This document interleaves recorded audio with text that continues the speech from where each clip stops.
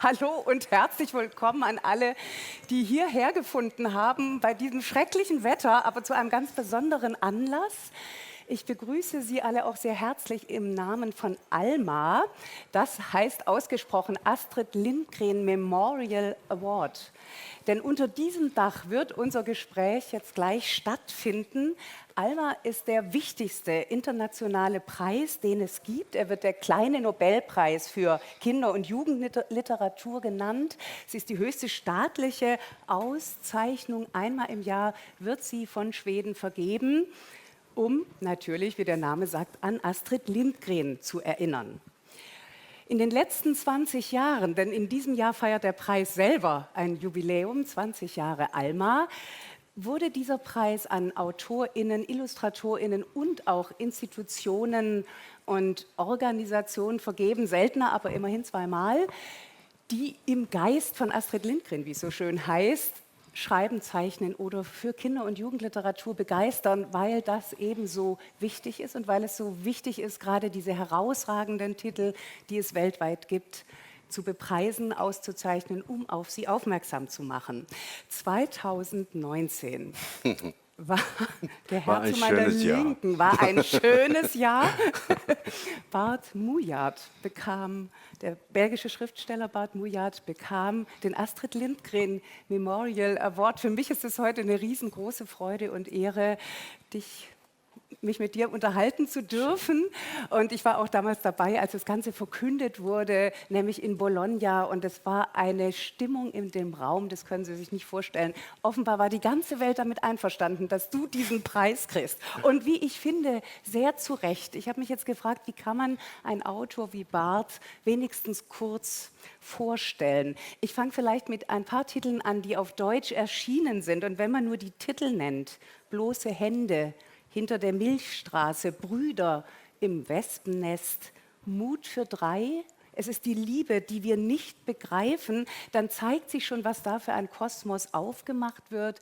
Von Bart Mujard ist auch am Anfang eine Schöpfungsgeschichte, die wurde illustriert von Wolf Erlbruch, der übrigens auch ein Preisträger von ALMA ist. Zuletzt ist Bianca erschienen, die Stilistik, die Sprache, die du hast, mit der du uns beschenkst, spielt für den Preis natürlich auch eine ganz, ganz große Rolle. Aber ich finde ganz wichtig, immer wieder zu betonen, Bart Mujard ist ein herausragender Geschichtenerzähler. Er mutet zu, er nimmt seine LeserInnen bedingungslos ernst. Er beugt sich niemals herab und er verhandelt sehr, sehr viel. Übrigens manchmal auch das Schweigen und das Verschweigen. All das bringt er in seinen Geschichten zur Sprache. Und ich finde, dass man deshalb sagen kann, in deinen Geschichten kann man wohnen. So geht es zumindest mir. Und das ist jetzt auch meine erste Frage an dich. Kann man das überhaupt sagen, dass man in Geschichten oder in Worten wohnen kann? Sowieso. 2 Tage her war ich dabei, wenn du ein Interview gemacht hast mit einer Debütantin. Und diese Dame hat so etwas Schönes gesagt, worüber ich noch nie nachgedacht habe, im Sinn, dass sie sagt, ich bin nicht nur mich selbst, ich bin auch alles, was ich mitgekriegt habe. Alles, was ich gelesen habe, ich bin auch meine Familie, ich bin die ganze Welt und daraus schreibe ich. Und das finde ich so einen schönen Gedanken. Also natürlich kann man in Geschichten wohnen, man kann eben in ein Wort wohnen. Ich erinnere mich, dass ich einen Auftrag bekam von einer Theatergesellschaft und diese Dame vom Gesellschaft sagte, ich werde nicht viel sagen, aber es wäre schön, wenn Sie ein Stück schreiben und nur ein Wort werde ich Ihnen geben, Vater. Und ich dachte, wow, das ist wenig Information. Aber nachher habe ich gedacht, wie gut, weil meine Beziehung zu meinem Vater war nicht immer einfach. Meine Beziehung zu meiner Mutter war nicht immer einfach. Ich habe 6 Brüder, also ich kann über Männer reden. Und was ich gemacht habe, ist in dieses Wort Vater gewohnt während des Schreiben dieses Theaterstückes. Und es gibt im Theaterstück keinen Vater. Vater ist abwesend. Also man wohnt in ein Wort Vater, ohne diese Vater darzustellen. Und das, womit ich meine, so geht es für mich. Ich habe eine Innenwelt, ein bisschen blöd zu sagen, aber eine reiche Innenwelt.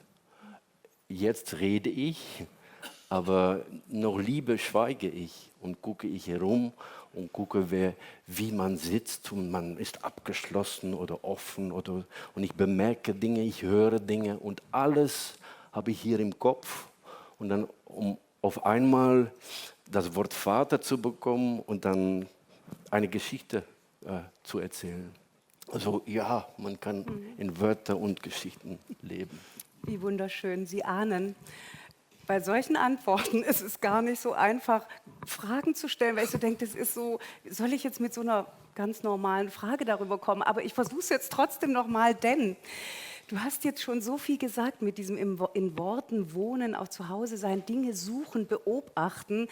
Du hast ja auch das dann in Brüder im Grunde gebündelt in deinem Roman, wo du als Jüngster der Familie ganz oft unter dem Tisch Ja. bist und beobachtest und zuhörst. Ist das eine gute Voraussetzung, um später mal, wer nicht zu Wort kommt, sozusagen als Kind, um dann später mal viel zu erzählen zu haben? Es ist eine wunderbare Übung, um ganz eine große Familie zu haben. Es ist auch eine Übung, um eine ganz kleine Familie zu haben. Aber eben, mein Vater war am Tisch und war strikt und streng. Und wenn er so machte, dann schwiegen wir. So war es. Und eines Tages hat er gesagt, neue Regel, der Älteste fängt an zu erzählen, was heute passiert ist. Und dann der Jüngere, der Jüngere, der Jüngere. Und ich war dieser Jüngste und kam nie dran, weil unsere Teller waren leer und morgen kannst du 2 Geschichten erzählen, du Kleiner. Und dann habe ich mich entschieden, mich unter diesen Tisch zu legen und zuzuhören. Und oft denkt man, wenn man schweigt und nichts sagt, dass man schwach ist. Aber ich denke andersrum, dass es meine Stärke ist, dass ich durch dieses Schweigen ganz viel gehört habe und sah, dass mein ältester Bruder zappelte und nervös war. Niemand wusste das da oben. Ich sah, dass meine Großmutter, die nie etwas sagte, weil sie so alt war, dass sie sang in ihrem Kopf, weil ihre Füße mit diesen Hausschuhe an, mit dieser Feder drauf bewegten. Und niemand wusste, dass meine alte Großmutter sang am Tisch. Innerlich natürlich. Also ich habe immer gedacht, dass ich alleine war, aber nicht einsam ist, weil ein sehr wichtiges Unterschied ist. Ich gehörte dazu, aber ich gehörte nicht dazu. Meine Brüder bauten Hütten, wie in die Bücher von Astrid Lindgren. Wir spielen zusammen. Und zu mir sagte man immer, steh mal beiseite, du Kleiner, zu gefährlich. Und sie haben 3 Wochen eine Hütte gebaut in einem Baum. Und dann war es okay, ich konnte ein bisschen mitspielen, aber nicht richtig. Das Vorteil war, wenn sie diese Hütte blöd fand nach 3 Wochen, bekam ich eine Hütte für mich alleine, wo ich las und saß. Und das war völlig okay. Nie einsam gewesen. Die Einsamkeit hat begonnen, wenn andere, sozusagen 13-Jährige, in mein Leben kamen.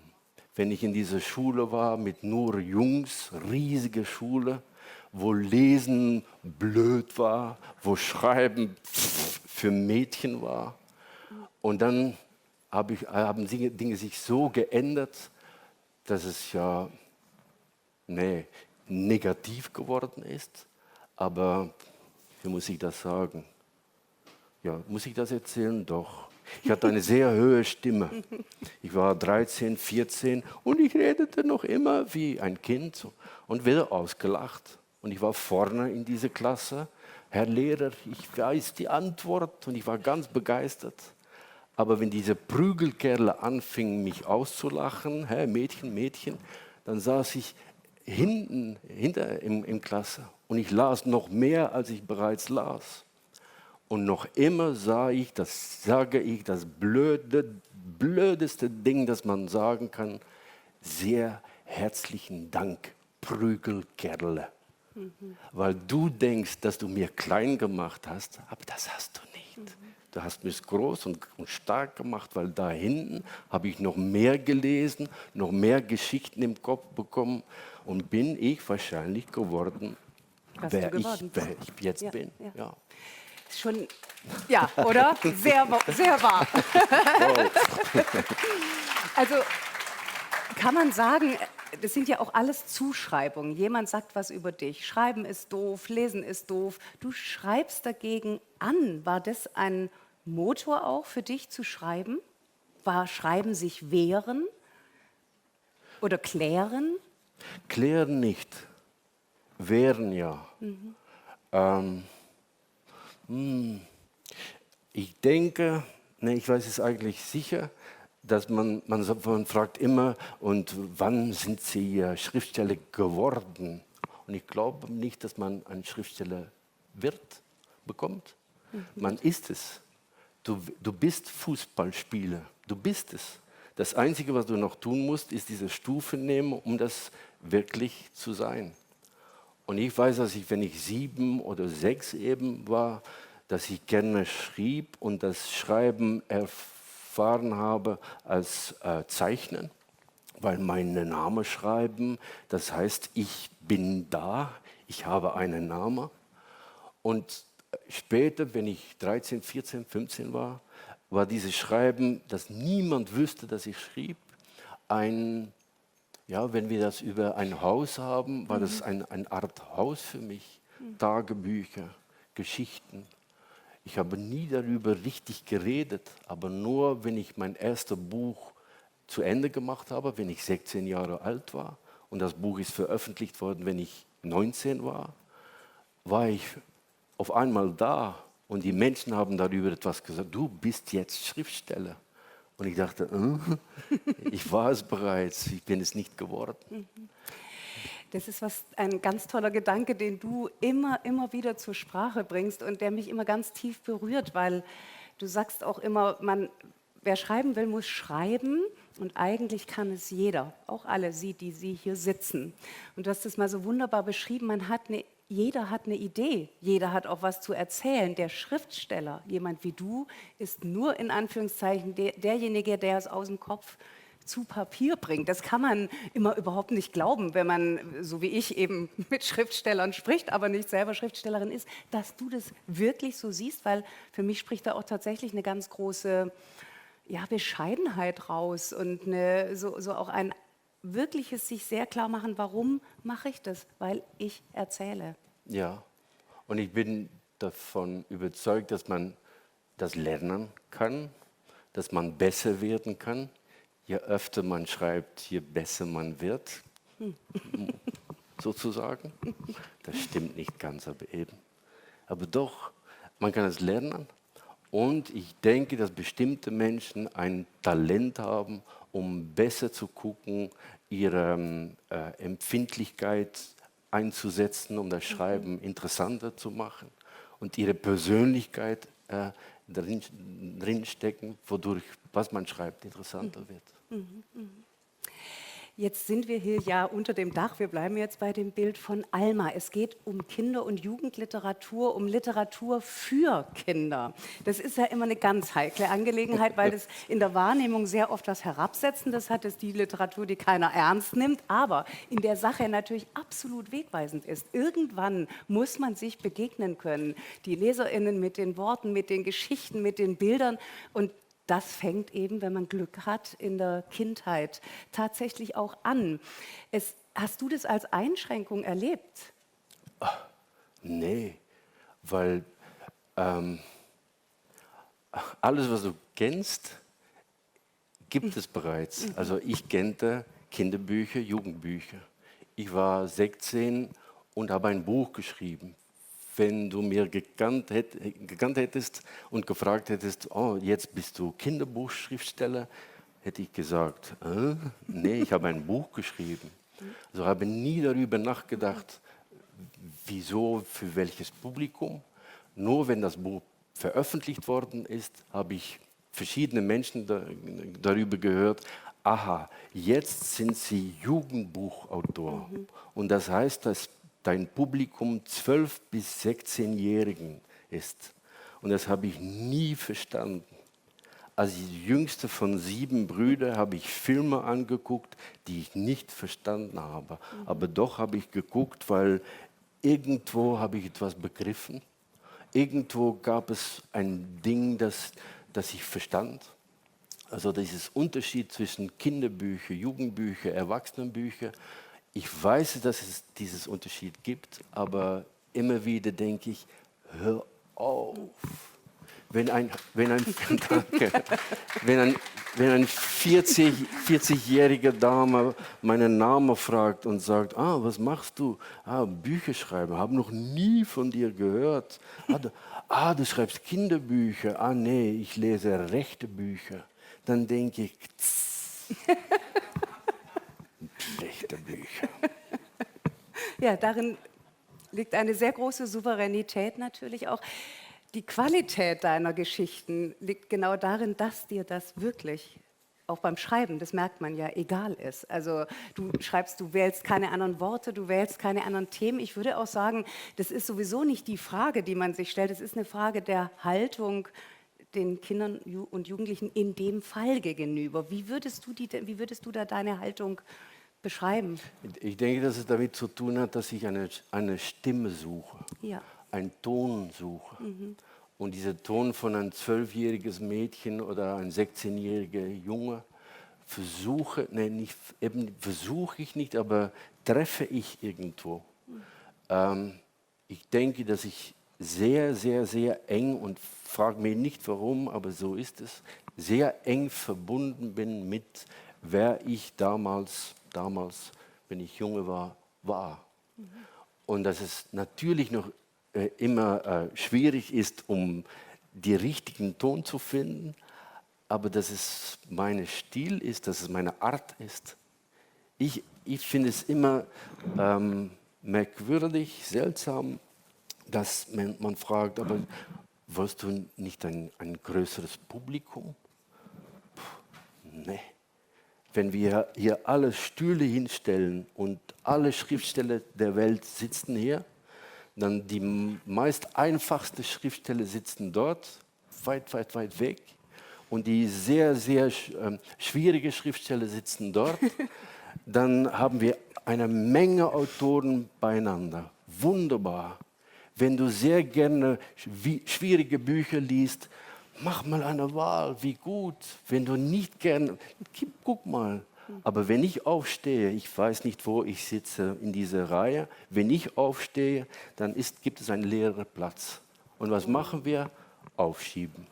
Und was wolltest du? Ein größeres Publikum? Enge, Mittelmaß. Und nur Geschichten, die wir alle kennen und die wir alle erwarten. Und langweilig.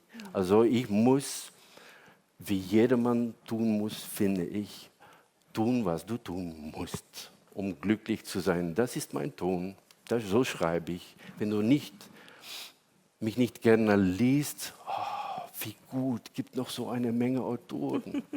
Lese jemand anders. Ja, ist großartig. Und es stimmt ja tatsächlich auch. Du hast es geschafft, dir diesen Ton, diesen Zugang zu bewahren. Und es ist, da verrate ich jetzt, glaube ich, kein Geheimnis, ja nicht immer einfach, denn es wird von außen schon an einen herangetragen. Kinder- und Jugendliteratur ist Schutzraum, bestimmte Dinge gehen nicht, bestimmte Dinge sollen bitte dafür ganz unbedingt noch sehr viel mehr sein. Ich glaube, das darf man auch nicht romantisieren, weil der Verdienst oder die Größe zu sagen, ich schaffe das, ich lasse mir diesen Ton nicht nehmen, ist einfach ganz enorm. Und hier hinten sitzen ja so schöne Klatscher. Ich würde jetzt auch mal gerne dafür klatschen und dir danken, weil das was ganz Außerordentliches ist. Wenn man jetzt an diesen Alma-Preis denkt, der hat natürlich eine Riesenwirkung. Also da ist dann das große Publikum und da ist dann die ganze Aufmerksamkeit. Da sind bei dir ganz viele Sätze gefallen von wegen, Bart Moyat ist der zwischen den Zeilen schreibt. Er ist der Autor des poetischen Tons. Er schreibt sehr präzise, und ich muss gestehen, ich als Kritikerin kann mich da voll einreihen. Ich würde das genau so versuchen zu beschreiben. Aber du hast mir gesagt, es ist gar nicht immer so toll, wenn man so darauf festgelegt wird. Warum? Ja, das hat mit Labels zu tun. Ich denke, dass niemand das gerne hat, dass man sagt, oh, du bist so und so und so, klar. Und natürlich habe ich das gerne, weil ich besser verstehe, wer ich bin und wer ich als Schriftsteller bin. Aber inzwischen ist es auch so, dass es also nicht mehr gestattet ist, wenn ich dazu Lust habe, eine Sommerferiengeschichte mit blauer Himmel und 4 Kinder, die ein schönes Abenteuer erleben. Also das darf ich nicht mehr schreiben auf einmal, weil es dann nicht mehr poetisch ist und nicht mehr zwischen die Zeilen. Und dass man sagen wird, oh, Mujat hat sich geändert. Ich habe mich nicht geändert. Wer weiß, wollte ich etwas anderes versuchen. Und das finde ich das Schwierige, aber es gibt auch Beruhigung. Ich habe einen Auftrag angenommen, 2 Jahre her war es, um eine Geschichte zu schreiben, und neue Musik wurde komponiert und ein sehr bekannter Dame vom Television, vom Fernsehen würde diese Geschichte bringen mit einem Orchester dazu, und wir haben ein schickes Diner, um darüber zu reden. Und der künstlerische Leiter des Orchesters sagt, es ist für sehr junge Kinder, für ab 6 wäre schön. Und diese Dame, die es vorlesen wird, hat immer diese Nachrichten erzählt auf dem Fernsehen und sagt, ja, nicht zu viel Elend, weil es gibt bereits so viel Elend in der Welt und Kinder mussten beruhigt werden. Okay, der Komponist ist auch da und sagt, nicht zu schwierig, weil ich auch Musik dazu und. Und ich bin nach Hause gegangen und habe sofort gedacht, das schaffe ich nicht. Wenn jedermann etwas zu mir sagt, kannst du dieses Ding, ein Brot backen mit dieser Zutaten, und wie heißt es? Nee, das schaffe ich nicht. Und das Einzige, was ich dann gemacht habe, ist, okay, ich weiß, dass wir ein Orchester haben, einen Erzähler und ein Publikum. Welche Geschichte will ich selbst als 7-Jähriger hören? Und diese Geschichte habe ich versucht zu schreiben, was nicht einfach ist, weil man braucht dann eine Offenheit, und was du nicht vergessen darfst, aber wirklich nicht vergessen darfst, ich habe auch ein Leben. Und meine Mutter ist gestorben, mein Vater ist gestorben in dieser Zeit. Und dann muss ich eine Geschichte schreiben für ein Publikum. Na, ich nehme mein Leben mit natürlich und alle Schwierigkeiten in meinem Kopf. Und dann finde ich das eine Art Sport eben, um das doch zu machen. Und für all das hast du den Astrid Lindgren Memorial Award 2019 bekommen. Ich weiß, da war in der Jurybegründung tatsächlich ein ganz, ganz wichtiger Satz, dass du ein Autor bist, der eben ich nenne sie immer die am Rand steher, so sehr im Blick hast, dass du von denen ausgehst. Du hast gerade dieses wunderbare Bild mit der Kette von AutorInnen. Und du nimmst dich derer an, die man sonst vielleicht übersehen würde oder die zumindest nicht diese Stimme hätten. Und das ist natürlich was dich unbedingt auch mit Astrid Lindgren verbindet, vielleicht noch leider schon gegen Ende zu. Was war denn für dich das wirklich Wichtige und Wichtigste vielleicht daran, diesen Preis zu bekommen? Oh. Das Schöne ist, dass ich jetzt so gut weiß, warum alles, was du mitkriegst, wenn du 7 Jahre alt bist, 5, 12, so wichtig ist. Wenn jemand lächerlich darüber tut, ist es wirklich blöd. Du nimmst dich selbst mit. Ich habe Astrid Lindgren mitgenommen, weil ich alles gelesen habe, wenn ich Kind war. Das ist ein Ding. Und ich habe weitergelebt. Lalala. Und dann kommen die Juroren der Alma und sagen zu mir, du hast im Geist von Astrid Lindgren gearbeitet. Was für ein Kompliment. Wow. Aber auch, du hast für wie heißt das am wieder? Rand Die am stehe. Rand stehe. Und ich war vollkommen berührt darüber, weil ich nie an meinen Tisch sitze und an meinen Computer denke, jetzt werde ich über einen am Rand stehe schreiben. So denke ich nicht natürlich. Aber was für ein schönes Kompliment, dass ich ja immer konsequent mich selbst aufgeschrieben habe, sozusagen. Ja. Und was für ein Geschenk an alle deine LeserInnen. Denn sie können das ja mit dir mitgehen und auch immer das eigene zugleich mitlesen. Ehe wir jetzt leider schon bald zum Ende kommen müssen, wollen wir einen Blick in die Zukunft werfen, nämlich ins Jahr 2023. Und da gibt es jetzt einen kleinen Film über die Nominierten des Astrid Lindgren Memorial Awards 2023. Bitte sehr.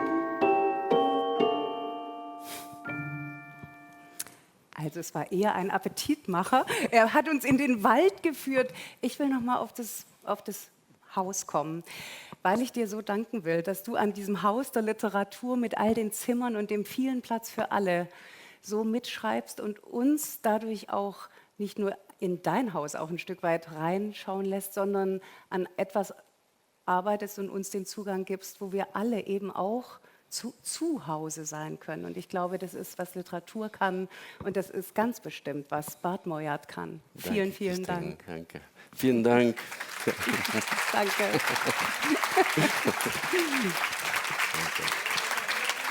Danke.